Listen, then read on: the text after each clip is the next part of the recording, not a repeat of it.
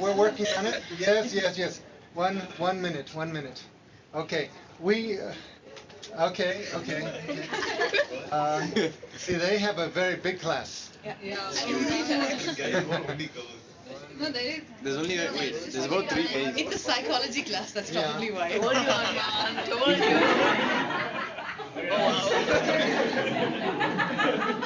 Now they can probably hear Now, us.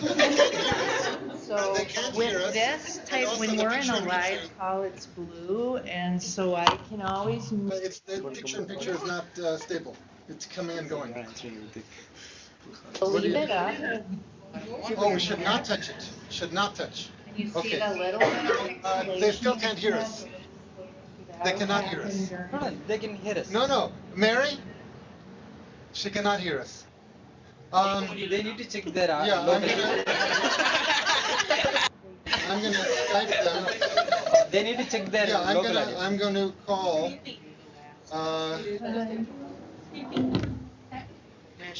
I'm calling by Skype to see.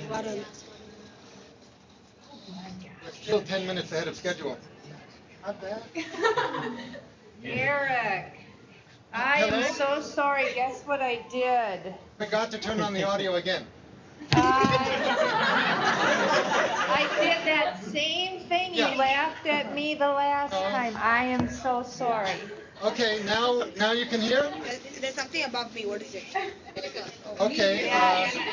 Okay, and I was calling you by Skype, but now I hung up by Skype. Okay, now you can hear? Yes, I am so sorry That's about okay, it's that. okay. That's I fine, that's fine. apologize. Now we're 10 minutes ahead of schedule, but do you think we can start the webcast even now? Everything is done. The webcast is coming? Started. Oh my god. Really? Started. Oh, damn. Sorry, you. We are ahead of schedule, but maybe we should just begin. That is fine on our side, I think. Okay. Sure. Now, I'm glad to see you have, well, first of all, I'm Eric Miller, and originally from New York City, but I've moved to India and settled here, and I teach in different situations. I teach at some colleges, and these students are students in a school called Abacus. So maybe our front row at least will introduce themselves, and maybe your front row can introduce themselves. I've been telling the students here that we're going on the metaphor of ice hockey, in the sense that in ice hockey there's 6 players on a team on the ice at a time. Is that correct? I don't know. Yes, that is correct. There's one goalie and 5 skaters. I'm considering that the front row of your 5 people are your 5 skaters, and we also have 5 people in the front row. Yes, 6. Yes, So, six. Well, 6, okay. They even have the goalie on the front line. So why don't people at least in the front row introduce themselves, and then we'll take it from there. Now, I think I can do a sort of zoom in here. Let me see. Maybe let my 6 say hello. You can just like introduce yourselves and say what you're. Maybe say if you want to say anything else aside from your name. Do you want to say your career plans or anything? What your You can, if you want to add something else, you can add something else. Okay, let me check this Zoom situation. Yes, don't be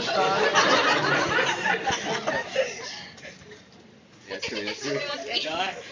Okay, so now we're also testing the audio. Now we have this one mic, so you've got to speak up. Okay, go ahead. Okay, my name is Karunal. Say a little bit about yourself. What did you, are you planning to be an engineer, a doctor, an IAS officer? What else? I'm gonna become a graphic artist. A graphic artist. Yeah. You can hear him, yes? Yes, good. Okay. And by the way, is your teacher? Then I want to say Mr. Josh. Is Mr. Josh there? Yes. Yes. You know, in India, like if you want to, in India, people will say like Mr. Eric, Mr. Josh, in America, you'd say Mr. Dow, right, or Mr. Miller, the family name. But in India, they have this system of saying Mr. With the first name. So we should probably stick to that, right? To give that respect to the teachers. Okay, so so graphic artist next. Hi, I'm Rachit. I am doing in my studies in the commerce stream. I basically want to become a businessman.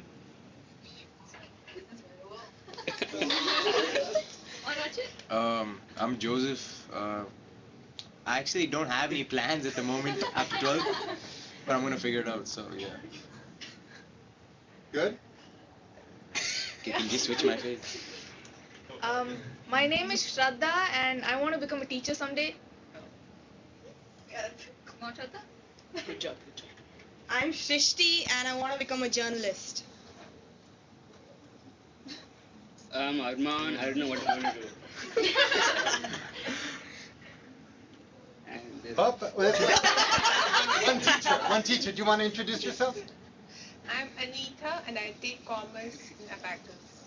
So we'll call you Miss Anita, and she's one of the teachers.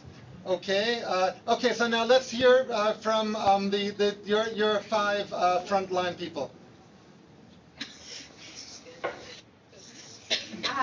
My name is Alex, and I want to be a teacher eventually. Wait. We can't see you, Alex. Okay, I can. Let's try. Mary's gonna try zooming in and over here. All right. Wave your hand, Alex. Ah, very good. Wonderful. Okay. Hi. Okay. All right, go ahead again, Alex. I'm Alex, and I want to be a teacher. Hey. Let's be related. Very good. Okay. I'm Andrew, and I don't know what I want to do yet. That's the way to do it. That's the way. Good. I'm Emily, and I want to be involved in the economics field.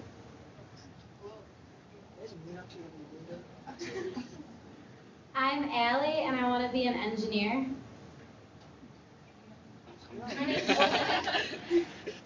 My name's Allie too, and I want to go into psychology. Ah. I'm Mr. Josh. And I realize that all the guys have no clue what they want to do. Very good. Okay. Well, let's see. I'll lean into the picture once in a while. There I am. Yes. All right. Well, the agreed upon topic today is to discuss identity. Who am I? And what has made me what I am as a human being, but also in the case of our respective countries, states, and cities. So let's see, where am I? I'm here. Yeah. So we thought we would begin by talking about the way we use language, and then just go anywhere with it, including this latest question, which has come up.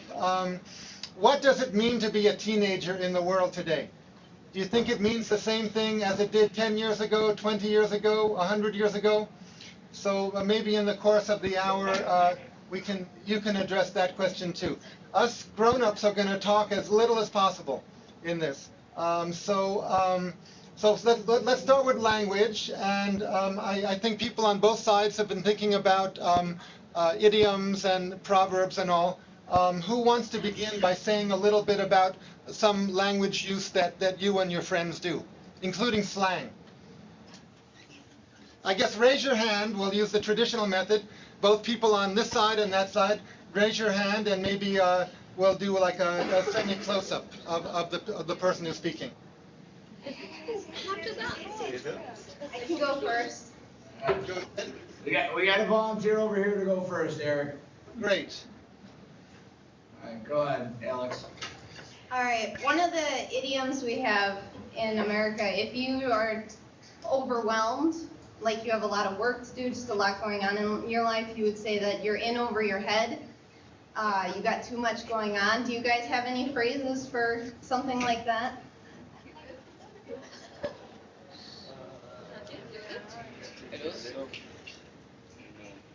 Yeah, we use the same Yeah, we shout use it the out. same thing. We basically use the same thing which you guys use. So yeah. Do any other phrases come to mind similar? In over my head, bit off more than I can chew. Yep, that's one we use too. Work is killing me. What was that? Me. No, louder. Which way? The work is killing me. Work is killing me. I think all of you are in the process of applying for college now. Is that true? Some of us. Not yet. Most of us. Yeah. Not us. But some. So you in Wisconsin, do you really feel that there's a lot of academic pressure? Yeah. Where does your academic pressure come from here in Wisconsin? Go ahead, Emily. I think it has a lot to do with the fact that as soon as you can talk, you're supposed to know exactly what you want to do with your life. And the second you step into high school, you're supposed to know which school you want to go to, what you'd like to specialize in, and exactly what you want to do with the rest of your life. Do you guys have that, or is it more of a step-by-step process?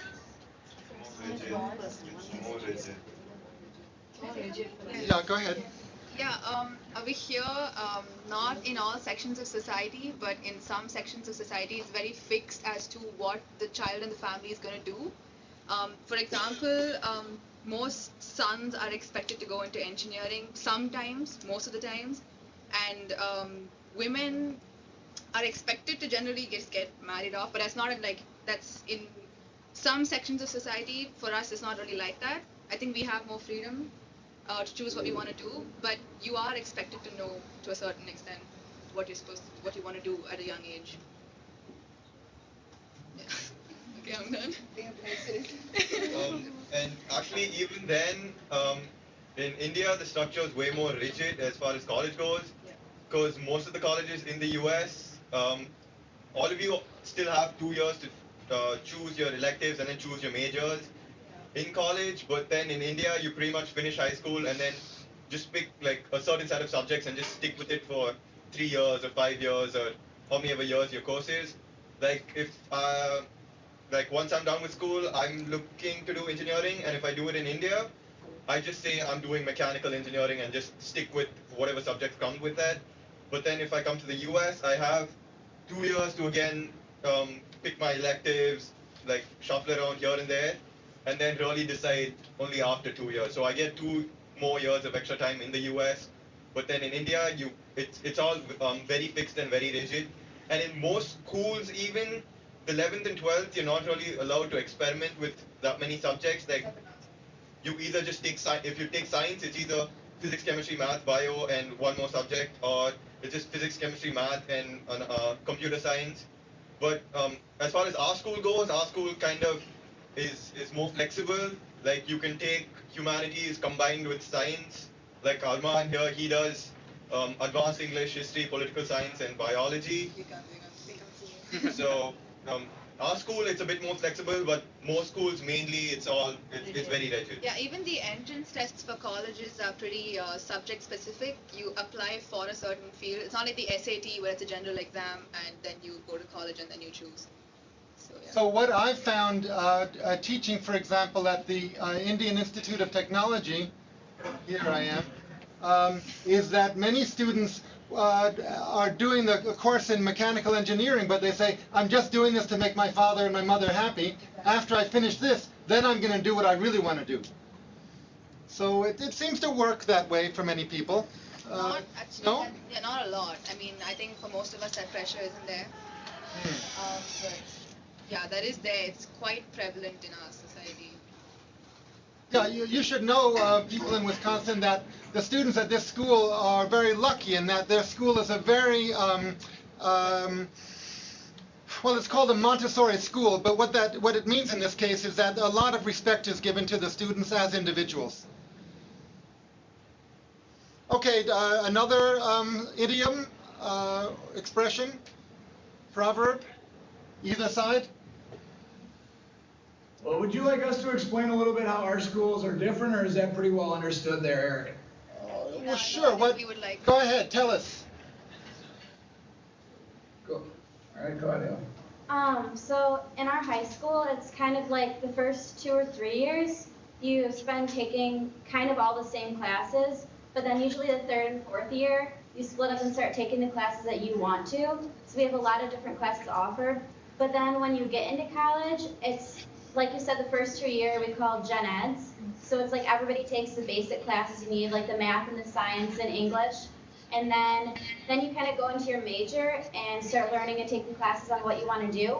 But even once you get into that major, you can still switch. Like I know a lot of people, my parents at least, have switched their major 3 times. My dad wanted to be a businessman, and then he went into something else like biology, and now he's a teacher.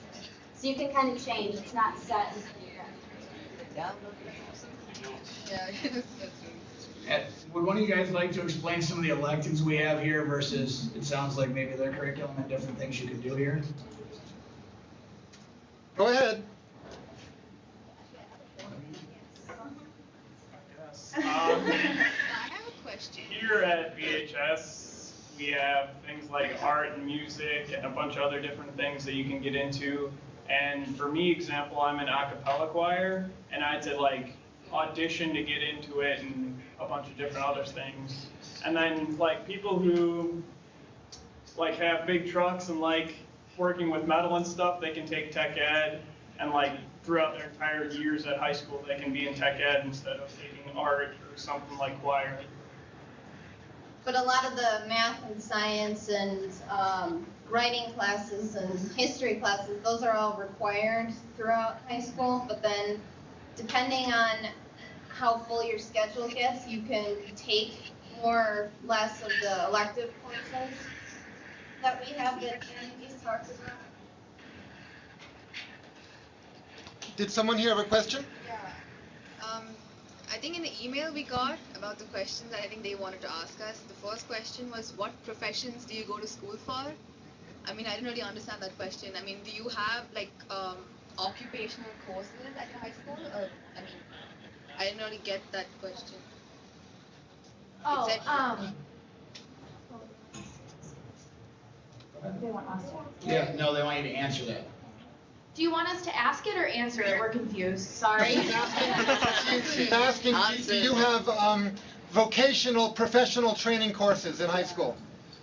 Oh, basically yes, we have, but they're introductory courses. So you can take, we can take intro to business, and then we can take more business classes. So you can take a business law class, or next semester I'm taking an entrepreneurship class, and you can do things like that.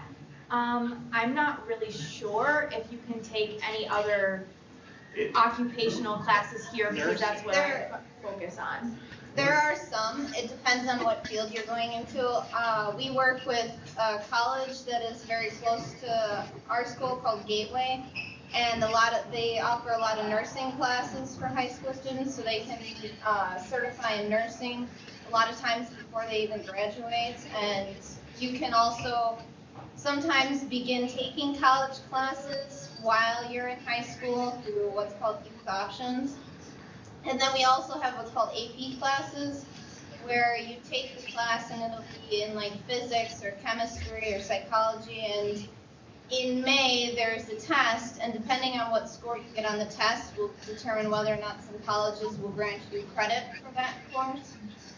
So it is possible to do a lot of the college work in high school, and then obviously there are a lot of specialized elective classes in different fields, like Emily was talking about the business, and there are a lot of the arts and music, and there's a lot of classes like that, so you can start preparing for whatever job you plan on having while you're in high school, but it depends on where you want to go. And like Alex was saying, some kids, they go high school for academics, they go to a college, it's like maybe sometimes like an hour away. And we also have this thing called school to work, so some kids, they leave early to go to their job. Oh. Eric, since we're a few minutes in here, I got about 5 different line changes, if you will, that we want to make. Okay. So we're going to switch out our first group of students here and bring in our With next group. that one the young lady had her hand raised. I think she wanted to ask or say something. Go ahead. Yeah, go ahead. I know in our country, you have to pay for your college, and it's pretty expensive. A lot of people are in debt for the next, 10 years of their work career, or give or take years. Do you guys have to pay for your college, or is that sponsored by the state? No, we have to pay, yeah. We have to pay. But it's not nearly as much. No. It is in dollars, number one. As far as you're looking at colleges, if you're looking at the top colleges in India for engineering or I don't know, arts or whatever, it's kind of like the government subsidizes how much we actually have to pay, so government actually pays for most of So I mean, if you look at a top college here, we probably have to pay 1/10 of what actually have to pay. He's talking on the side. I think that's the PS. Yeah. Good. Sorry about that. Our classes right now are in the middle of a passing time, so every once in a while you might hear somebody talking over a speaker. The kids are switching classes, so that's probably what you guys were hearing at that time. That's fine. Okay, Mr. Josh, did you want to change lines? Yeah, let's change these ones out and get some new students in here real quick. Anyone else want to change? So whoever our second group of kids is, We'll make you change a little later.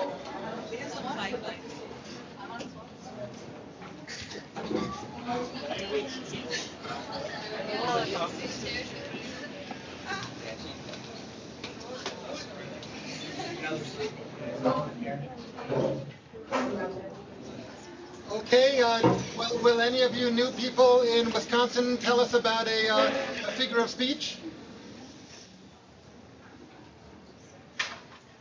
One of you need to step up here. Yeah, I can go. All right. One we have is don't judge a book by its cover. Just a reminder, Monday, October 7th. Well, hold on 1 second, Eric. We're going to be done with our class switch here in about 2 minutes. And then this lovely woman speaking over the intercom will stop. So we're going to have to hold on just a second here. So she said you can't judge a book by its cover. Yeah, that's the one that she brought up. That's also all that glitters is not gold. Okay, I think the PA system has stopped. Why don't your new people just say your names real quick? All right, hold on a second here. Let's start over here with this. All right, Gretchen, you're up. Hi, I'm Gretchen, and I want to be in the fashion industry. Hi, I'm Bennett, and I want to be an engineer. Hi, I'm Ashley, and I want to be a doctor. Hi, I'm Amber, and I have no clue what I want to do. Hi, I'm Callan. I want to be a forensic scientist. Oh. Forensic sciences. Okay, good. Good. All right, that's our old front row for this one, Eric. Very good. And I should explain to the students on the Chennai side that their camera is above their screen. So as they're looking at our images, it seems they're looking down a little bit because they're looking at the screen and their camera is above. So it's not quite eye contact, but it's close. In our case, in Chennai, our camera is below our screen. So it may look to you in Wisconsin that our students are looking up in the sky, looking above you. But that's because they're looking at your images above the camera. So if you want to give the gift of eye contact to the people on the other end, don't look at the person you're talking to, look at the camera. And then they will get the sense that you're looking exactly at them. Okay, so you mentioned this proverb, or this saying, you can't judge a book by its cover, right? Yes. So what does that, tell us a little bit about what that means to you, or what it makes you think about. Well, basically, it just means that from first meeting, you shouldn't judge someone about how they look. Oh, so don't judge someone about how they look or like how they act right away. You should get to know someone before you actually make like judgments about them. But there's also the saying that people go by the first impression. You can never undo a first impression, or you can never overcome a first. What do you think? Can you overcome a first impression? Yeah. It's really hard. I mean, if you work extra hard on the second impression, then why not? So, Go ahead. Yeah, I mean, problems, like people love problems here, especially our English teacher. We have to write essays on them, like pretty much every exam. We had to use Yeah, that, really. judge a book by its cover in our exam recently. We had to write about first impressions and everything. It's a topic pretty for the common, exam. yeah. And a lot of the proverbs are more like they're very commonly translated into Hindi or Tamil. So in our language exams in younger classes also we had to write essays on those. So they're pretty commonly heard everywhere. So do you think that society judges people too much by the way they look? Here, yes. definitely. Yeah. I mean, we have this thing of like, even though Indians are like naturally dark, but I don't know, there's this obsession mostly with North Indians that fairness is desirable. So there's this big fad of like skincare creams that make you fairer, and it's this huge like in the industry, even sunscreen. I don't know. It's really weird, but that's how it is. So yeah, society is pretty judgmental. People have fixation with your skin color. I mean, if you're fair, you're pretty. You can be excruciatingly ugly, but if you're fair, you're pretty. And the thing is, in India, arranged marriages are big in some sections of society. So, like in the papers, in the newspaper, there's this matrimonial section, and where they say bride wanted or groom wanted, and they list out the credentials. And so they includes weight, height, qualification. Yeah, and then there's like even fair complexion. skin. Yeah, so it's like an obsession basically. Yeah, it's pretty bad actually. Yeah, it's really bad. But again, like I said, Indian society can't really be covered in a blanket statement, so it doesn't really apply to most of us. I hope. Yeah. But yeah, that's how it is in a lot of parts of India. Yeah, I'm done.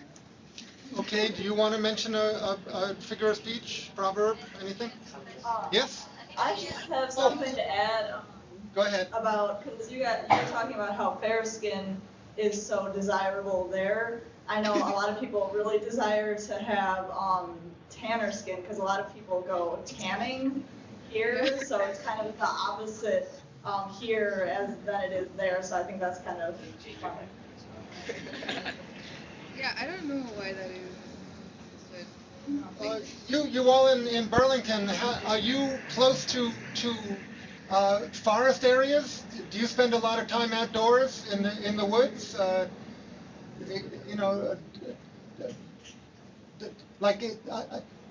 Do any of you go hunting?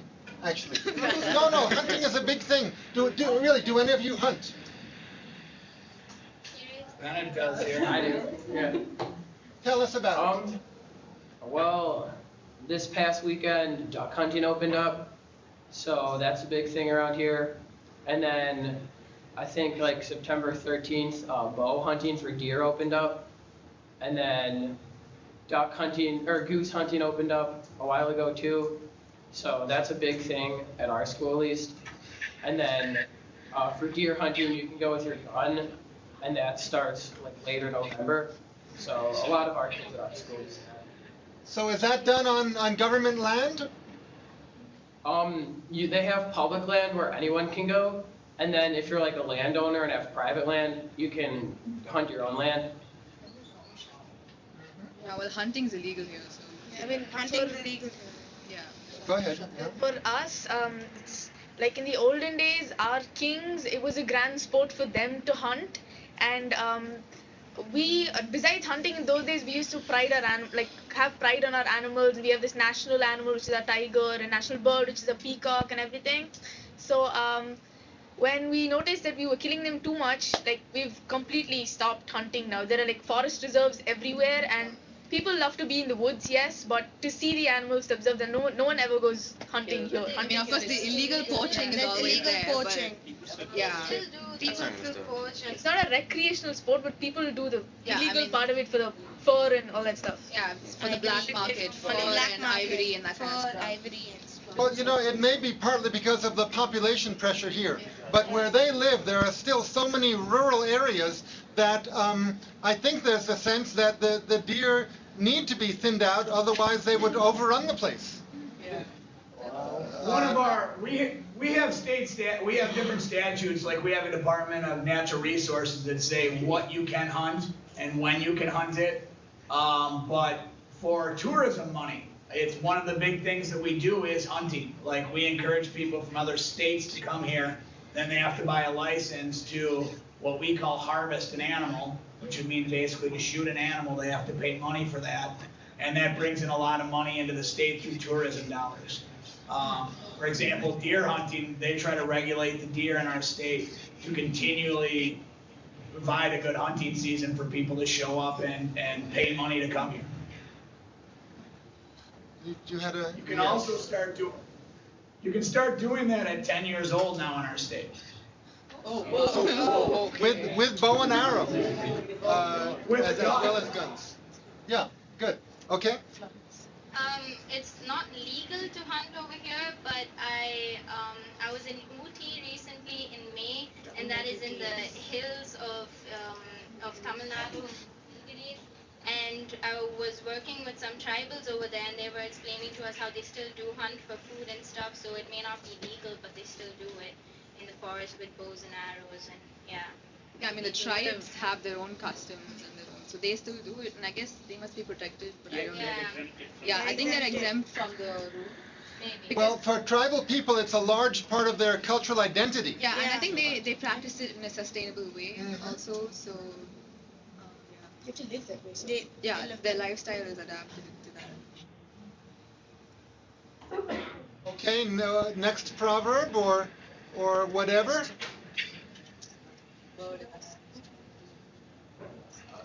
Say, yeah. Go ahead. Did you want to say? Okay, no, I don't know. Another one that came to mind was a bird in hand is worth two in the bush. That's like a big one. And what does it mean to you? I don't like. Basically, what they're saying is to. How do I explain it? To have something closer to you, and immediately, if you have a bird in hand, when it's closer and readily available, it's better than having two of the same thing but farther away, I guess. You hear the proverb she's talking about? A bird in hand is worth two in the bush. I think it also means, if you have something, that's really great. But if you're just talking about something, it's not as substantial. Act on your. That proverb was actually used in a commercial here in the United States on television. So that is one that gets used some. I think a lot of the kids here, though, that's even almost too old for them. I've noticed a couple of proverbs that I only heard once I moved here, or sayings. One is please do the necessary, which is kind of saying I don't want to know the details, but just please get the job done. And I don't know why that would be more Indian than the USA, but it is. I think it's more British because our English is more British than American. Did any of you in Burlington you ever heard the expression "please do the necessary"? No. Have you ever heard the expression "please take your seat"? Yeah. Okay. That's another one, popular one. Are there any other ones here that you think are especially Indian? Too good. Your good name. What is your good name? They'll say. Yeah, what's your good name? It's like to flatter you, so you'll give your name. Yeah. They feel if they just say what is your name, it's like threatening, because maybe they're going to write down your name. But if you say what is your good name, it means I'm not angry at you. You can tell me your name without worrying. Too good. It's what does too good mean? It's excellent. Superlative. You in Burlington, do you say something that's too good? But would you say it's way good?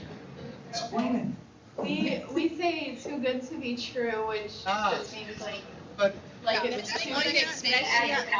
too good. you don't say it's way good. Do you say it's mad good? When I was teaching, no, but I mean as slang. When I was teaching at college in New York, once in a while a student would say, Professor Miller, I like you, but your class is mad boring. Yeah.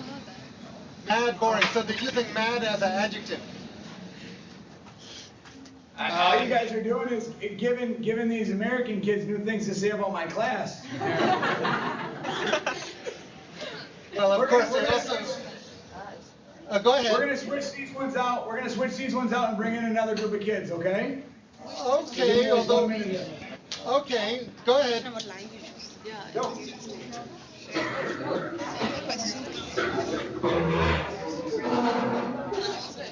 You want to switch? Make them switch? They didn't have a chance yet. Okay. We got a rather big group here. Yes. But we want to make sure everyone gets a. When they come out on the ice, we want to make sure everyone gets a shot. Okay. We want to make sure everyone touches the puck. They have a. So. And there's the important people back there. Okay. Yes.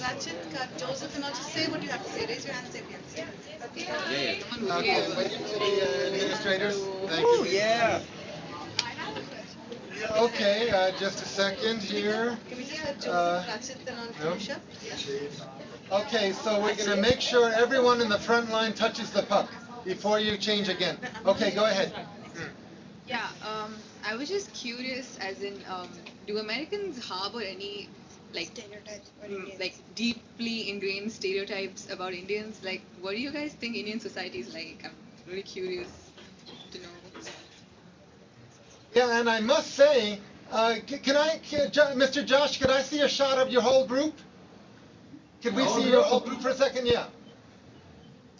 Oh my God. That is about as good as I can do for my. Hold on, second. Pardon me for saying anything, but I don't see a non-white person there. Is that true? Hold on. Oh, we got one. Yes. Stand up, please. If we put them together, we might have 3 or 4 right now. All right. Well, so I guess your high school is not too diverse ethnically. That seems to be the case? Ethnically, that'd be pretty correct. What are our diversity numbers? About 4 or 5%? 93%. Okay, so 93% Caucasian. Our biggest diversity here in Burlington actually comes with our socioeconomic status. Money, rich versus poor. That's our greatest diversity. Okay, well, what's your name again? Tilika. She's asked, do you students in Burlington have any conceptions of what Indian people or Indian culture is? Because on the Big Bang Theory, like Raj is the most stereotypical character ever. Yeah. We are not like that at all. The Big Bang Theory, is that a TV show? Yeah. He is. I mean, he's supposed to be a North Indian, and his surname is not an Indian surname. It's made up, and it's Kutrapalli. I never even heard that surname. In Burlington, do you know this show, Big Bang Theory? Yeah. Uh-huh. Okay, so are these people like Raj? No, we don't. Well, what do you think? Yeah, Raj is pretty cool. We're not like that. We're not like that. How do you feel you're different from Raj? The thing is, we're different because we don't worship Madhuri Dixit, not all of us. And we don't talk like that. Ugly. Yeah, we don't talk like that either. And She hear us right now, so you can get to yourself that we don't talk like that. We're not shy like him. Yeah, I know. And not all Indian men can talk can't to talk to women, just women. saying. Exactly, we can. Yeah. We can talk to women, so yeah. Oh, Raj is so shy he can't talk to women? Yeah, everyone is so wrong. Raj actually has selective mutism, which is so, and even his family, I think his dad is like a rich gynecologist or something like that. And he keeps talking about how there's, Okay, let them get a chance. He has to actually, have a drink before he can actually talk to women. yeah. That's just like. Okay, well, come on, Burlington, tell us what conceptions or dreams do you have about India? Just feel like because of the Big Bang show, we kind of get that perception from Raj, is that everyone starts to associate Raj with the general people from your country. And it just kind of creates that norm that everyone believes because of that show. But like say before the Big Bang Theory. But that's really your primary frame of reference, the Big Bang show? I think it would generally just be TV shows, right? Yeah. What other TV shows have? Outsourced. Most definitely. No, I don't think they get that. Yeah, the guy called Kumar, right? Have any of you heard of the TV show Outsourced? Have you heard of Outsource? No. Up in the back nowadays. Yeah. Well, let's see. I'm old. I'm ancient. So part of my reference is that the Beatles came to India, and that the Beatles studied with Ravi Shankar, and that the Beatles came and studied meditation here. That's not on your radar. That kind of reference. Evidently Is that not. reference on your radar? He is asking you a question. I mean, it is, but it's not as much anymore as I think it was when the Beatles were a thing. I think that kind of conception has died out throughout the years. I think it's more people generally go to the idea of like Raj and other characters from TV shows, not as much as meditation anymore. Yeah. Do you think a lot about that a lot of USA companies hire Indian people to tell you how to repair your computer or something? For many appliances. Yeah, call centers. And are you resentful of that Indian people get that employment sometimes? No? I don't have any of them. Have any of you?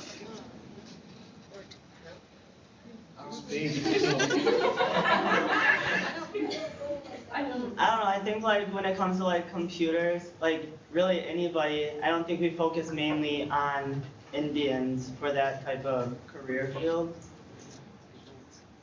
I don't know if that's... I think to maybe make this make a little more sense from a lot of Americans get their views of other places around the world through our television and movies, our movie industry. So here in the United States, yes, Big Bang Theory plays a role in that. The idea of many kids have seen the film Slumdog Millionaire. Oh Many my kids. God, that was so. Can I say something like that? Yes. Go ahead. TV characters like Raj and the characters on Outsourced. I'm not saying they do not exist. You can find them over here, but we're not all like that. We're not all like that. They do exist though. I've met quite a few Rajas. What about the way that India is presented in Slumdog Millionaire? How do you feel about that? Sadly, that is true. It is true. It is true. The Bombay slum? Yeah, the Dharavi slum is the biggest slum in the world. And the fact is, yeah, slums are a problem in urban India because of sprawl and that kind of stuff, because of the development is too rapid, so they can't really keep up, and it is a problem. And I think the government is trying to do something about it, but they're not. But it's not really a part of our everyday life in the middle of Chennai. There's not that kind of poverty, not that kind of... I mean, in the sense that maybe our infrastructure isn't as good as what you guys have access to, but it doesn't directly affect our lives. No, it doesn't. Yeah, I hope you guys don't think that the places in Slumdog Millionaire are like that everywhere in India, because there are localities where we're pretty good in standard in the places that we live in. So Yeah, the thing is, India is really sorry. No, and also Dharavi, besides being known for being a big slum, there are people who go to Dharavi and do documentaries all the time, and it's supposed to be an amazing economy within itself. There are hundreds of small industries, and those people, they use their creativity and their rudimentary knowledge to create that economy within that slum. And I guess you can find those documentaries anywhere. Yeah, I think so. Yeah, I have some. So, and slums, even though they have this notion the slums are unclean, they're disgusting, it's not like that. Like even if you overlook all that stuff, I mean, they're much closer than even regular people, because I mean, you could say that as part of a school internship, I teach in a slum, and those people are much more close knit than I've seen anyone actually, because they're all the time helping each other out. They don't have any problems really, and they're just happy with what they have. I mean, In that way, we're lucky. I mean, yeah. We get to go to school. We get to go to college. Everybody has a mobile phone, right? Everybody here has a mobile phone, right? Yeah. Most people don't. We have laptops, TVs. Most people don't. So yeah, we're lucky. We have cars. Yes. So.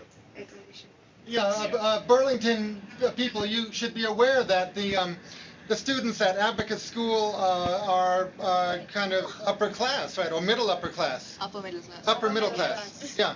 So this is not, probably the typical Indian people, but it's a large. There's a lot of people like you in India.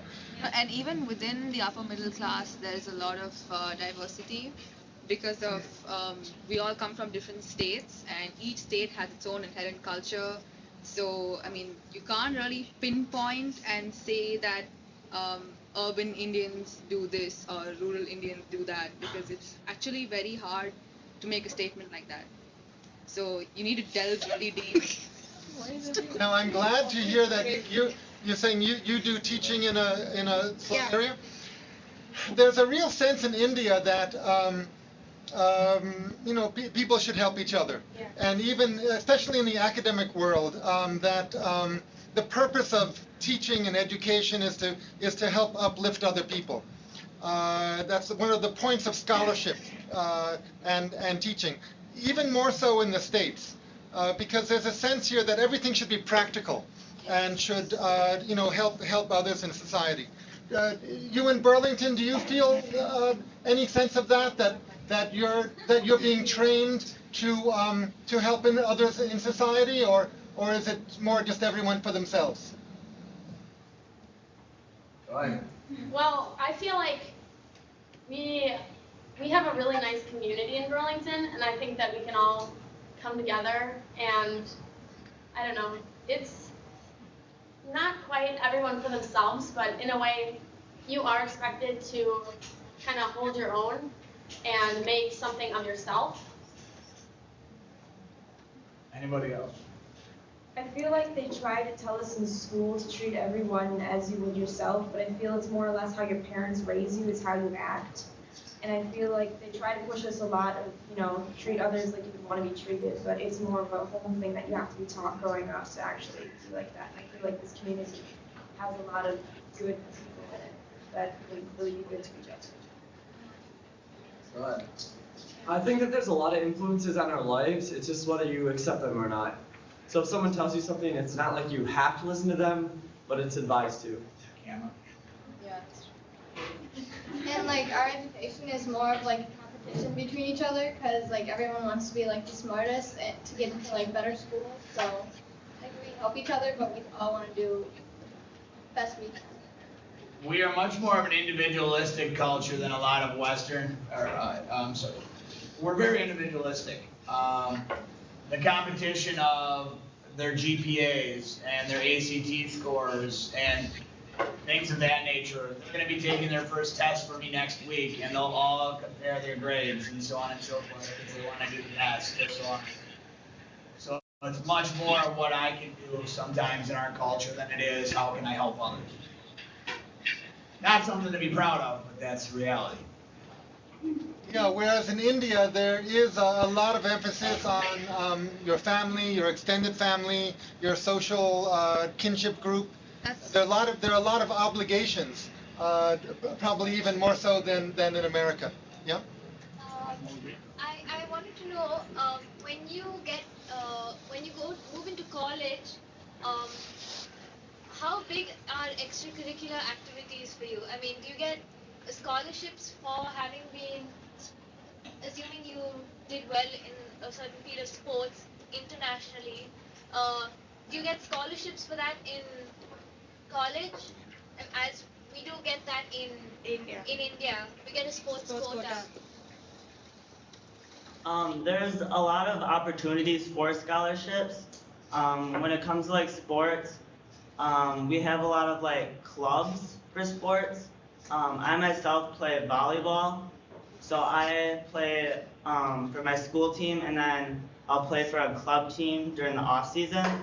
And during that club season, there's a lot of like recruits that are there to watch you, that'll try to get you to come to their school. When it comes to like academics, there's a lot of scholarships there too, but for those, you have to apply for them, and then they'll look at your like records and see like how you are as a student. Okay, now one question that came from your side, Burlington, was what do you do for fun? So I think that's a good question, and I address it to the people on this side too.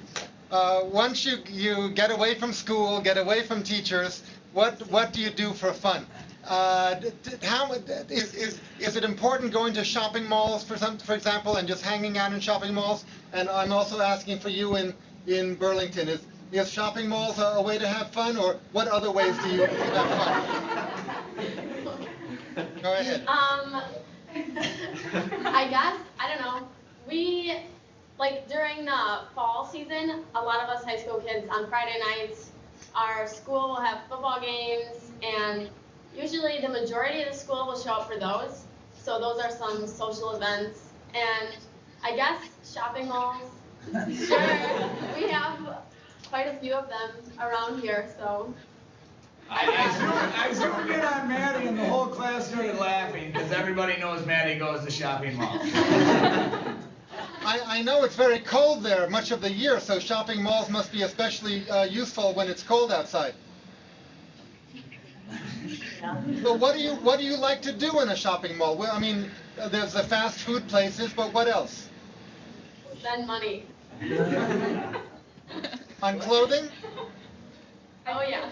Like when I went dress shopping with one of my friends earlier last month, and it came to the point where we weren't even taking it seriously anymore. We'd find some like ridiculous dresses that were just absurd and just try them on for fun and just laugh. Oh yeah, we do the same thing. We do the exact same thing. Yeah. Garbage and then try it on and laugh at each other for a while.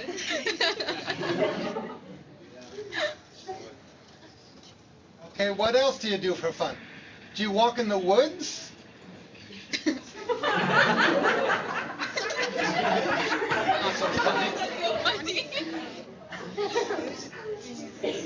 Alright, here we go.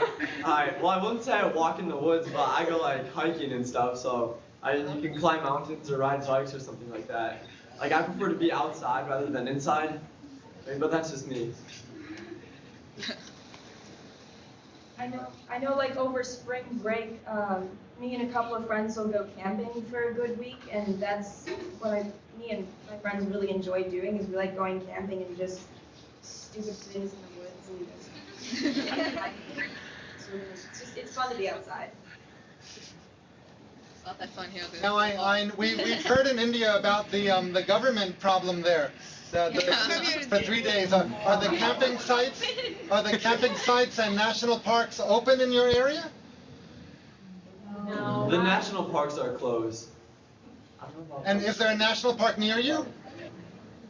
There's a couple in Wisconsin. We have a few northern of us. We actually have. Is Boeing a national park? No. It's just I think we have a national park somewhere in Wisconsin. I'm not positive where though. We have national forests in Wisconsin. our federal government shut down, but the way our government is set up, our state stuff is still running. Most of the campgrounds that kids actually, a lot of people go camping to. You have the big national campgrounds that maybe you guys are familiar with, maybe like Yellowstone or Yosemite, maybe you've heard of that. But a lot of campgrounds that a lot of families will go to will be private-owned campgrounds that have activities at them with like pools and things of that nature, and they're for-profit. They're not through the government at all. Have you been affected in any other way by the shutdown? I know in Washington, most of the museums are closed. I know the Veterans Memorial was closed down, and there was a lot of veterans from World War II that actually went there and protested that, and they actually just went in and went to the memorial anyways. So I know a lot of our national museums are closed right now too. To add to that, the grade school that I went to, it's called St. Charles. It's a private school. Every year they take their 8th grade class and go to Washington, D.C. for like a 5-day trip. And because of the government shutting down, they had to cancel that this year. So it's kind of hard because that's something we do annually every year. So this year they didn't get to go because of it. What's going to happen, Mr. Eric, is come the middle of October, that's when the average American will notice the difference because our debt ceiling will be up at that point. And if our politicians can't agree by that time, that's when a lot of stuff will actually be shut down that affect the average person's life. Right now, if you're a government worker, you may have been what we call furloughed, which would mean you get laid off and you don't get paid. So those people are directly affected, and there's about 800,000 of them. But the average citizen right now doesn't notice much of the impact unless they were traveling to one of these national places. If this lasts till October 17th, then you're going to start to see people affected because our government and how they help people that are needy with like food stamps or financial aid and things of that nature, that will be shut down or start to be shut down more, and that will become a much greater problem. Because I know we have FEMA, and there's a hurricane that's actually a tropical storm or hurricane that's headed for Florida right now, and FEMA is our emergency response team for our hurricanes and stuff. I know they had to cut down on those people a lot because the government couldn't fund FEMA that much anymore. So now that there's a hurricane coming and the government shut down, there's that huge problem in the tropical region. So I'm sure it's given you a lot to talk about in your political science and your economic classes. Well, I actually teach political science here too, but I got a couple of these knuckleheads in there. So. Well, hopefully that situation will be over very soon. Okay, why don't we change lines here? And we'll do the same. We have about 15 minutes left, so Go ahead.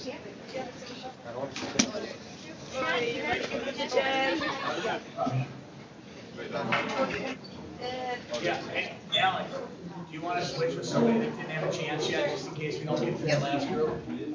Yeah, make sure you don't fall through. Okay. Okay, let's have introductions on our side.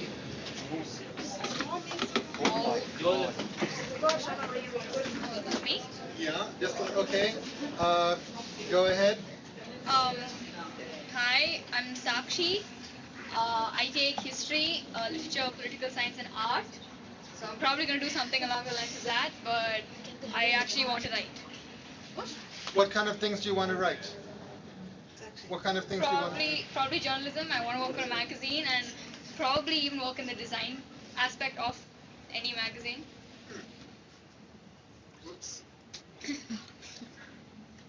Okay, I'm Pratika and I took sciences in my 11th and 12th. And I'm into sports and I'm actually not sure what I want to do next year, so I'm figuring it out. What sports?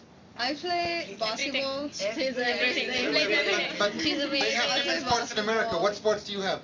We have basketball, football, a lot of people play badminton, cricket actually, and tennis as well. Yeah. You know, when she said football, you all know she means soccer. Yeah. Yeah. And hockey means field hockey. Okay, next. Whoops. Hi, I'm Florence, and in college I want to be able to combine psychology with art. So yeah. So art therapy. Yeah, something like that. Wonderful. Hi, I'm Leah. I'm big on sports. I mean, ICL internationally. I don't know what I want to be exactly, but I want to end up working for a UN office because I'm into that kind of stuff. So yeah. Hi, I'm Sanjana. I've taken humanities in grade 12, and I want to take psychology and English for further studies. Hi, I'm Sriram. I've taken sciences for my 11th and 12th. Looking to go in the engineering stream, but don't want to do it here, so I'm actually looking to come to the US so that I get the extra 2 years to choose my majors. Okay, you're up, Burlington. All right. My name's Peter, and I've been changing what I want to do from a Chinese medicine practitioner to an Ayurvedic physician to a naturopathic doctor, and I just kind of want to be an integrative doctor. Hello, my name is Jackie, and I'm pretty sure that I want to go into the fashion industry, so yeah.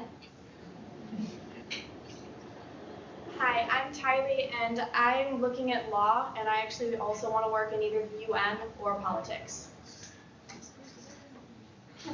I'm Maddie, and I would like to become a pastry chef and actually open my own bakery when I get older. Hi, I'm Lexi, and I either want to be a marine biologist or a paleontologist. Say that again.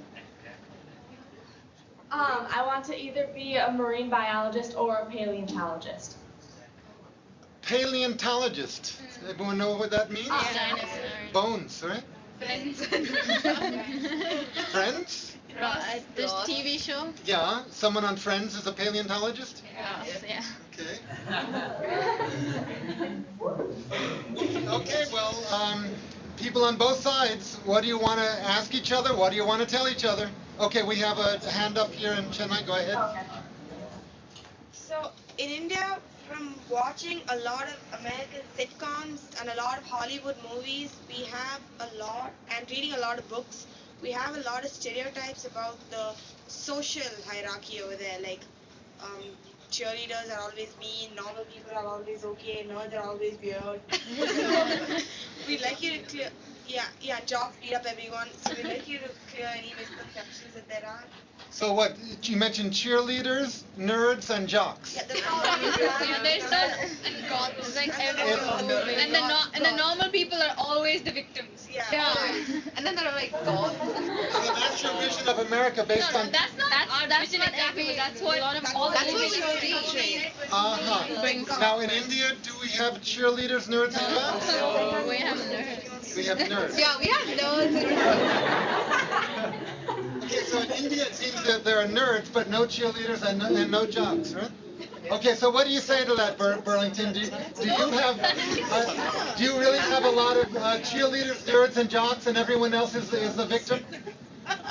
At our school, I feel like sports is a big thing with our school, so a lot of people are involved in them, and like with our school we have cheerleading, and we also have a POMS team, which is like more dancing, and we have like American football, and we also have year football, soccer, and there's a lot of different sports that are offered, but I feel like it's not more of like black and white with the nerds and the jocks or whatever. I feel like everybody kind of meshes together and makes one community in a school. Yeah.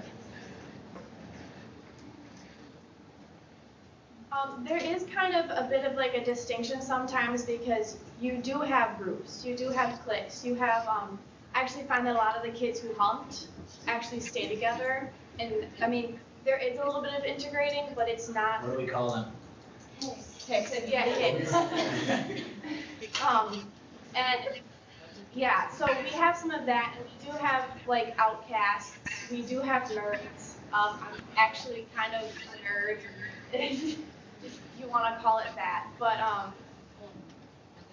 there is a bit of integrating, but there are distinct groups, and sometimes it gets hard.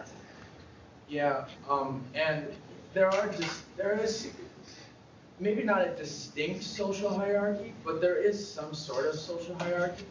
And it kind of brings up a part of the English saying, it's birds of a feather flock together, Yeah. which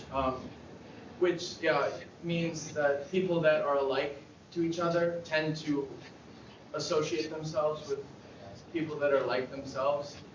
And I guess there's a lot of that in this school, but there's not any, at least I'd like to think, not as much violent social hierarchy, but I guess I can assume there is some. But I think the stereotypical jock, I guess in any American movie, any American football player jock, I feel like beats up the nerds physically, and that doesn't happen here. It's not some of the smartest kids in our school play football, so they're not gonna beat up their friends. You know what I mean? It's not. Well, I think you don't have to be soft to play football. Group formation is natural and fine. It's just when that group puts down other people, that's when a problem comes up. Go ahead. And plus in our school is pretty much small. I mean, the 11th and 12th is relatively small compared. Actually, all our classes are pretty much small.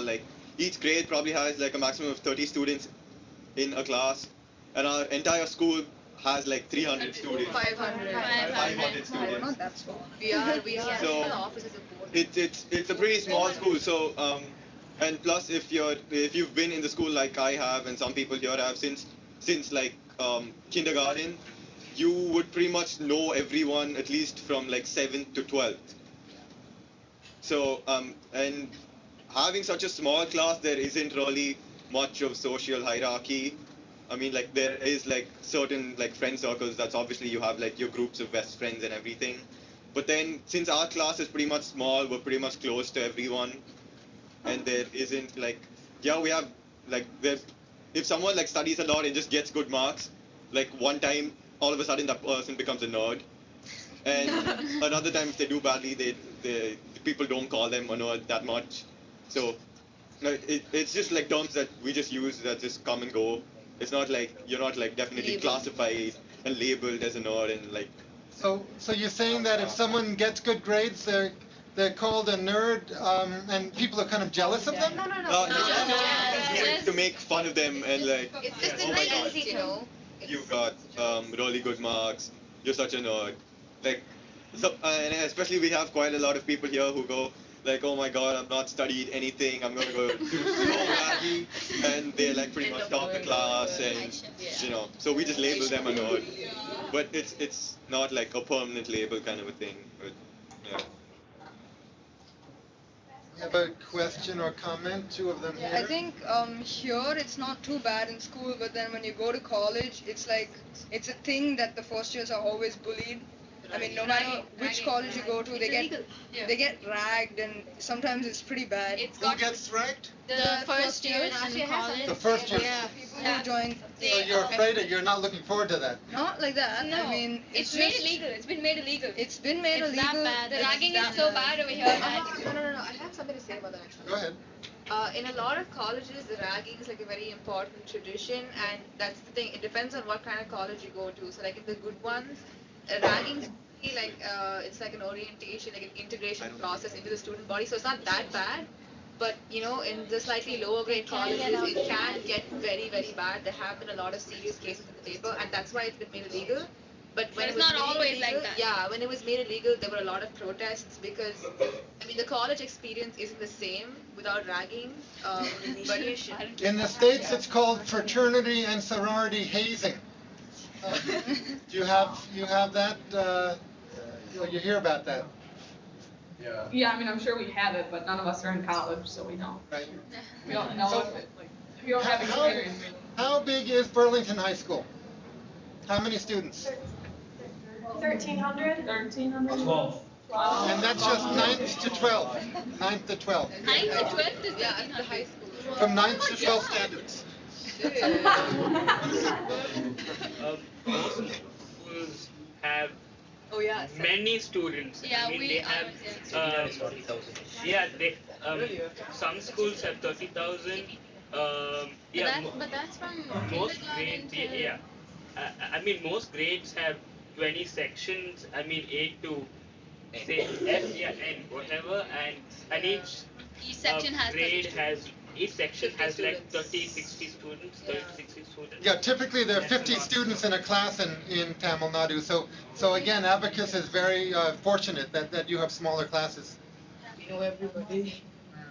Yeah, we know everybody. We know everybody's names in our school. Mostly everybody's names in our school. Yeah, especially if you have siblings in younger classes, Yeah. then you know their friends and stuff like that. So And plus, I mean, like being in such a small school, like the student-teacher ratio is also like much smaller. So you pretty much have like even if you're not in like a teacher's class, you know them quite well and they know you quite well.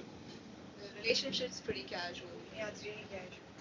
Sometimes too casual. And here, I mean, like we don't refer to our teachers as teachers. I mean, like our sirs, we call them sirs, but then our teachers, we don't call them teachers or ma'am. We call them aunties. Auntie. But not like relatives, not like relatives. Just And it's a respectful. Don't call them acharya. Acharya. No. I mean, like in other schools, yeah, they do call their teachers. Like, Specifically in Abacus. I'm pretty sure, like our school is like the only school where, like, You we say call a teacher an auntie. It's different. I mean, like most schools normally refer to their teachers as teacher or ma'am. There's one school which refers to their teachers as akka and anna, which is akka. It's Tamil for sister, and anna, which is Tamil for older brother. And yeah, and there are some schools which refer to their teachers as Well, Chiti, which is in Burlington, what do you call your teachers? Like, what will you call Mr. Josh? Will you call him Mr. Dow or Mr. Josh or what else? Yeah. Mr. Dow. Yeah, or just Dow.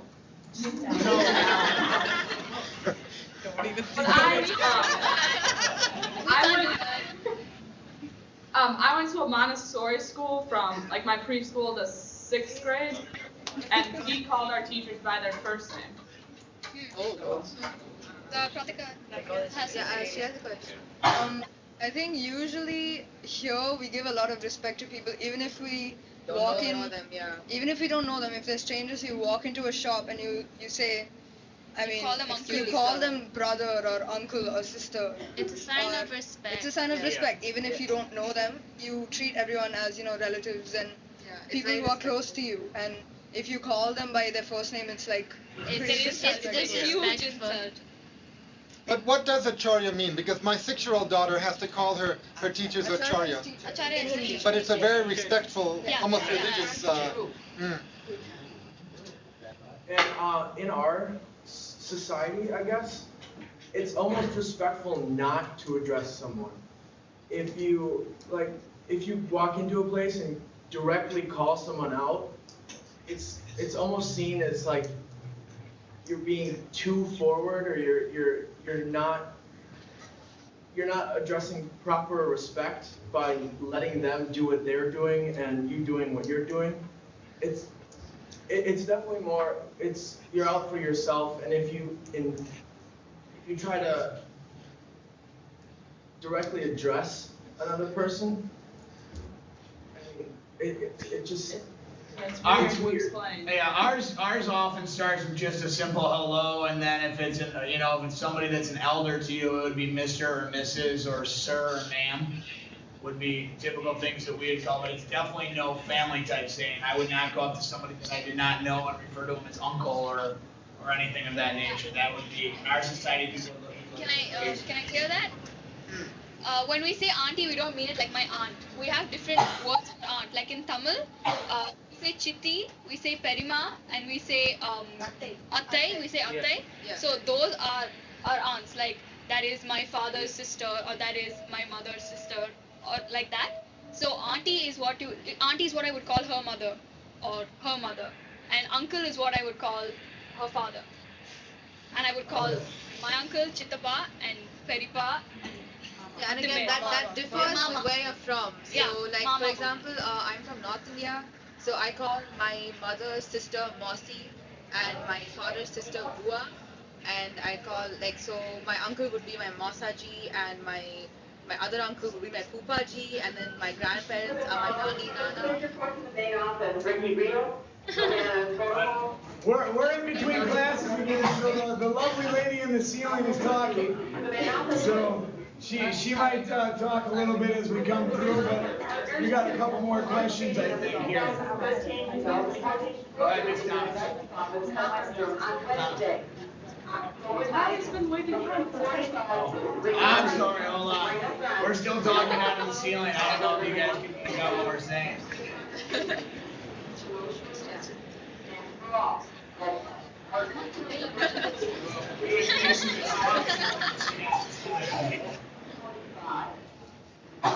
Alright, here we go. We're gonna give it a shot. So I had a question regarding, I know that India has a lot of religions, and I know that the diversity of religion has got to be very different than here. And I was curious on how it's split up and how it like affects your life. Talk about Muzaffarnagar. Oh shit, yeah, Muzaffarnagar, did I? Anybody else go? Shishti. Okay. So we have majorly three religions here. Hinduism is like the most. Then you have Islam and you have Christianity. And you have also then you have Buddhism, you have Jainism, Judaism. Judaism. Yeah, but Sikhism as well. And so I mean, it's religiously really diverse. But what happens is sometimes because of certain people are extremists, and so sometimes you end up having communal riots. And some people, their religion is their identity, and some people don't know how to identify themselves without their religion. Sometimes it's hard because for me, my father's Christian, my mother is Hindu, and people keep, and since my last name is Christian, people keep asking me, are you Christian? I have to say, no, I'm not. And people don't understand when I say I'm not any religion. My parents don't believe in it. So, I mean, people don't understand. But here you have to be of some sort of faith because you can't really survive much without it. Yeah. Same here. Yeah. I'm half Muslim and half Hindu. So yeah, it's really hard for me because my parents actually had problems with their family. So yeah, my dad like ran away from home and yeah, stuff happened. Yeah, I think you in like within religion you also have different castes as well. So like you inherit your religion with your family. So even in my family, my father and my mother were different castes, and so they faced a lot of trouble when they were getting married.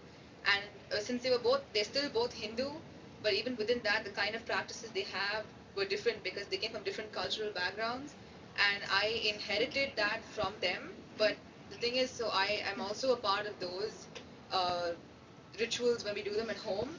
But I think that we don't have the pressure of having to believe in it. We are free to choose, but it's not like that for a lot of people. Some people do convert, but again, like I said, in some sections of society that isn't really accepted. You have to just do what your family already believes in, and you're kind of born into it. There's also another major you guys, Pakistan was actually created because Pakistan was actually created because of the communal differences between the Muslims and the Hindus. Yeah. The Muslims wanted a separate country for themselves because they felt the Hindu community, once India was gained independence, they thought that the Hindu community would dominate and they would be oppressed and they would not get their rights. And that's the main reason why Pakistan was even created, because the Muslim community wanted a separate state for themselves. So it is quite, religion is quite a big of a deal over here, but I guess as long as you remain respectful to your own religion and others' religion, then you're fine. I would say as a someone who's moved here that because there's so many different religions here, there's not so much pressure to be any one particular religion. Whoops. Yes. I have more of like a cultural question for you. Here in like America, like a lot of people have like piercings in their ears, and like a lot of people have it on their face or like in their belly button, and they have tattoos all over their body. Like, would it be weird to see someone walk around with like a whole sleeve of tattoos? Do you see a lot of like tattoos and piercings all over people's bodies? It's quite different, yeah. Okay, I listen to metal, and a lot of my friends have piercings, tattoos, long hair. Yeah, so that's common in India. Not only that, over here sometimes it may not just be a fashion statement. There are a lot of women who you do pierce your nose, you wear toe rings, you have a lot of ear piercings. It's part of culture. We have a lot of people with a lot of. So people don't really judge you when you have a lot of piercings on your ears or your nose because it's part of culture. But sometimes it's not really widely seen over here. Not much. Your ears are like femininity. Piercing your ears, is feminine over here. Yeah, they do it when a baby girl is born, when she's approximately 2 years old, they get her ears As early as pierced. 28 days. Yeah, or as early as 28. Oh no, and Boys also. Yeah, and as well as for boys. it even happens for boys. I mean, like, We have two people in here who have piercings. for me personally, my community, my culture, what I was born into, like, it's tradition to, like, any baby that's born, both the ears they get both their ears pierced. Like, for me, I got both my ears pierced when I was like, I don't know, like 2-3 months old. It's just like a cultural thing. I don't like wear earrings or piercings, and my piercings have closed as well. So it is a cultural thing, but people just choose to do it as well. So Some it people varies like from it. culture to Some culture. people don't like it. But when you have like piercings on your lip and your eyebrows, that's a different thing then. That's a fashion statement. That's a fashion statement, and that's sometimes looked down upon too. And tattoos also, I guess that also sometimes is quite a bigger deal. Yeah, I don't but think mainly the ears and the nose, that's just normal. ears and noses completely normal. I guess it depends on. Here there also are religious customs where people will pierce things through their cheeks Their and cheeks, their yeah. nose That as a religious ritual thing. So you don't know sometimes if someone's doing it as a fashion statement or as a devotional act. Yeah. No, and one more thing, like apart from like piercings and tattoos, one thing which is like very Indian is the bindi, which The dot. quite a lot of women wear, and it's a cultural thing, and Shraddha's wearing. and quite a lot of women actually wear bindis, women, girls, and Shraddha smile. Does it represent that one is married or not married? it has nothing to do with marriage, but Zoom in on Shraddha. These customs, it's like piercing my nose, right? I did it right after my boards finished, and a lot of people like, did you do it to celebrate the boards? Actually, no, it's a customary thing to do before you get married, and usually girls do it when they're 7 years old. I did it a little late. And the bindi thing as well, it's supposed to be to ward off evil spirits and stuff, so you're supposed to wear a bindi every day. So it's like, it's part of us. We don't do it like by choice or for fun like you guys might want to do. It's like the ear piercing, the nose piercing, our bindis, the toe rings when you get married. We put something called kumkum, it's like a red powder over here when we get married. So all those things, it's like part of us. We have to do it as part of our culture. Burlington people, did you have any particular response that an Indian, a person of Indian descent won the Miss America contest recently?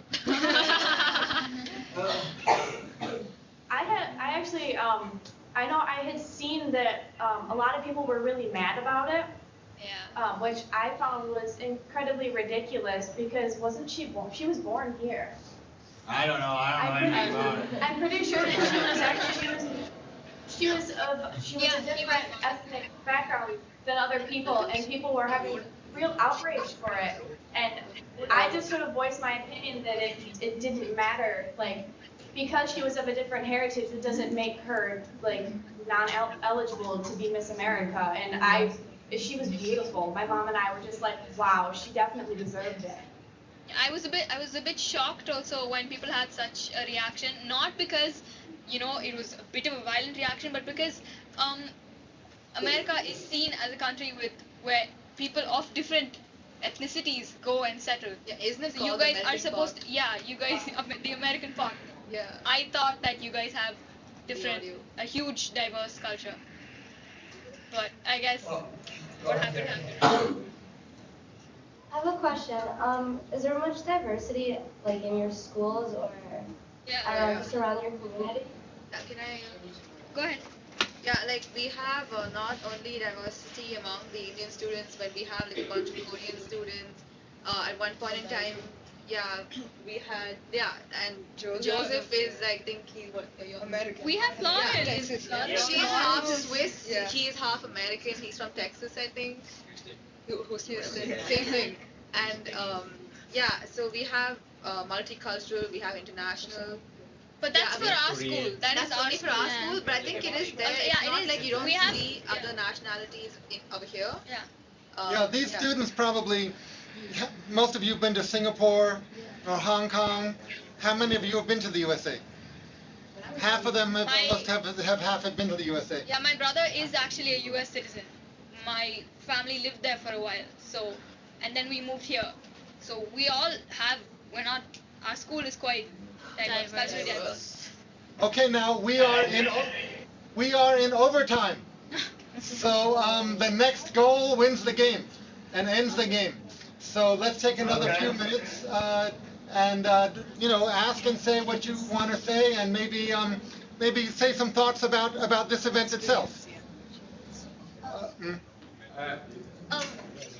What kind of music do you guys listen to? Oh, finally. Who's gonna answer?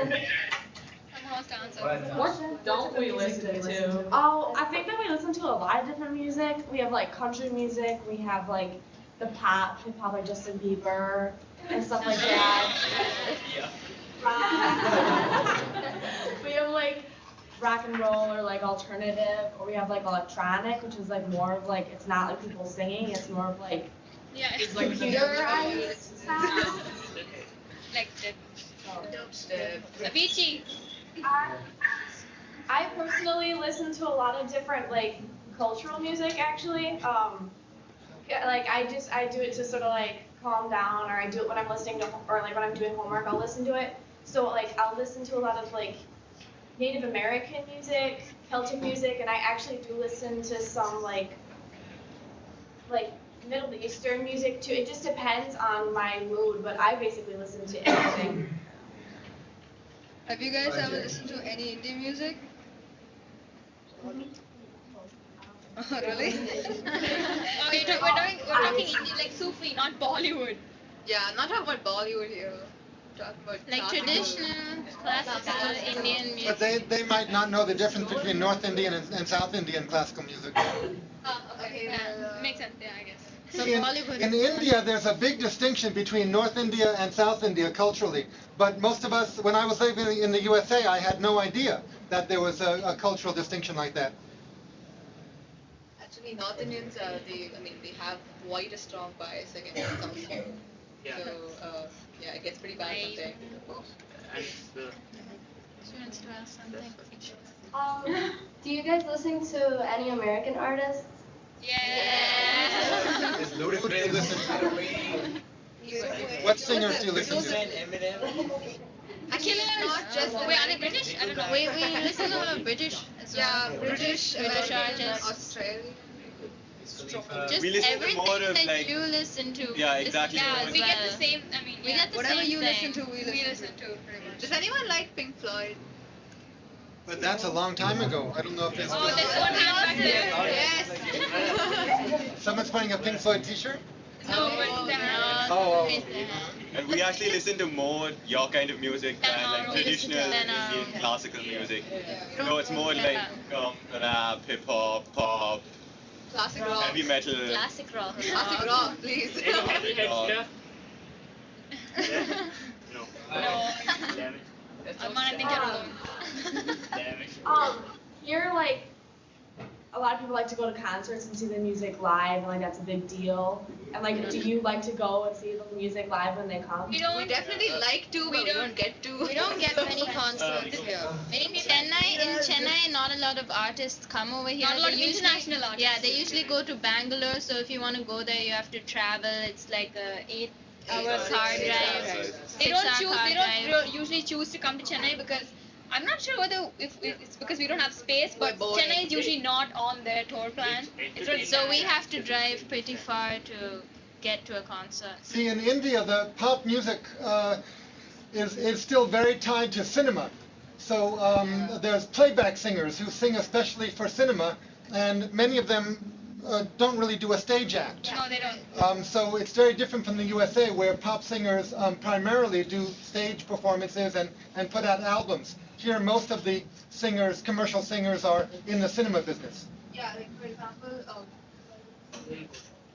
yeah, like say the winner of like say Indian Idol, he doesn't go on to make his own album. Like he usually gets a deal with the production house, and he will sing the playback for the next movie. So like at least Indian music, like Bollywood, it isn't really about the singers. It's more about the actors, which is kind of sad, but that's how it is. Yeah. But I want you to know, Burlington, that Michael Jackson made a tremendous impression here, and is still, very beloved and followed here in India. I would say Michael Jackson and Madonna in the early. Madonna, no. I guess I've shown my age. So Madonna is out. But Madonna just today announced that she's starting a kind of global art foundation where she wants everyone to make music and art together. You've heard about this? No? No, but okay, Madonna seems to be ancient history. Yeah, go ahead. Going back to concerts, it's actually really expensive to bring an artist down to India. Like over here, if you want to go for a big concert, the tickets, it's priced probably be around $100 to $200. $50 approx. It depends on the concert, and yeah, and most people and most organizers make losses because not many people come and not many people. Yeah. Okay, we are now in double overtime. So we have to stop in just a couple seconds, but go ahead. I see someone raise their hand over there in Burlington. You want to go ahead? Yeah. I just on the culture thing. I know a lot of the Indian culture is vegetarian, and I mean I don't know if it's just Burlington, but basically none of our culture is vegetarian. I'm a vegetarian, but I am not sure who else is.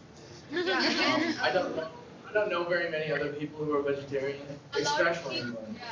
According to a lot of people, they are vegetarian. They're supposed to be by the religion, but they're not. Like my father, for example, is supposed to be a Brahmin, but he loves meat. I think vegetarianism is very much linked with religion. It's very much linked with religion. So if it weren't, then. Like for us, the cow is holy, and for Muslims, the pig is holy. Sacred. Yeah, Sacred. so like at McDonald's, you don't get beef, and you don't get pork, and you get veg burgers. Yeah. So, yeah. Oh, someone mentioned the expression "holy cow" in America. That's not an expression here in India because the cows are holy. But I think it's nice that "holy cow" has become an expression in English.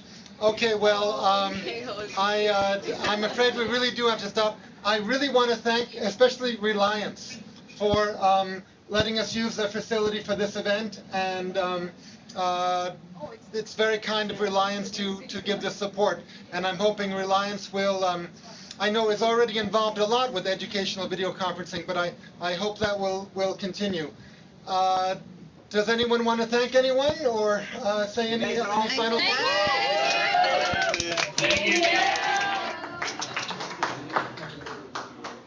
Okay, well, Mr. Josh and Ms. Mary, I think we're going to sign off now. All right, thank you very much. Thank you. Okay.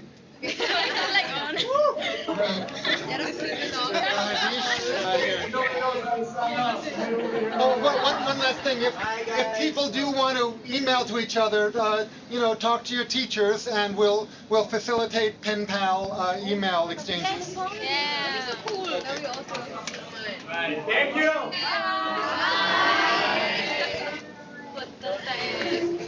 Awesome. I don't know how to turn anything off.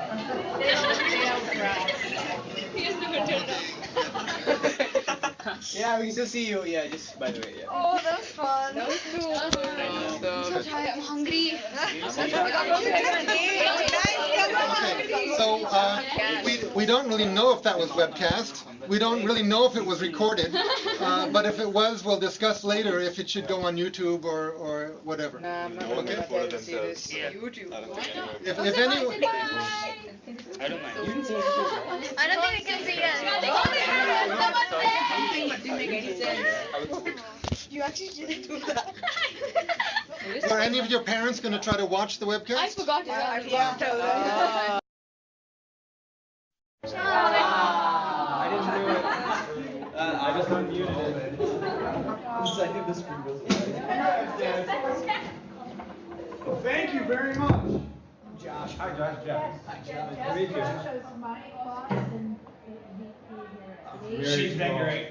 She's been great.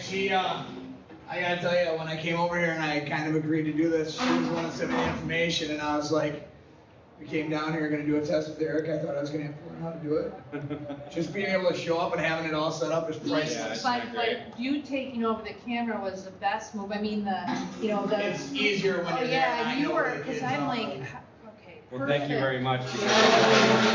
Really trying to encourage faculty to kind of embrace this and try some of the stuff out, so I really appreciate it. There are a ton of people in our building that started talking about it, and actually, so cool. sounds like November 1st now, Right.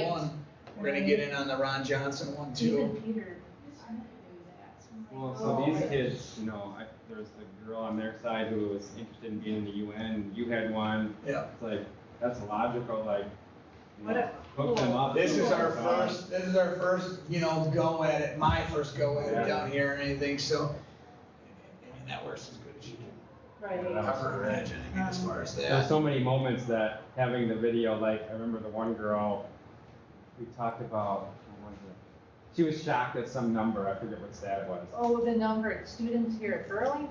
Yeah, there was something like 1,200 that were 9 through 12, because our high school is like 7 to 12. And her face was like, and they all laughed, they reacted, so it was great to have. Well, I think what a great group of kids. I give them a lot of kudos because Is this a they class, could one of have. your classes? Right. These are two of my classes, I'm AP psychology kids. When this came out last March, I was teaching world history with one of my classes, and I was originally going to be a world history thing, because we studied India.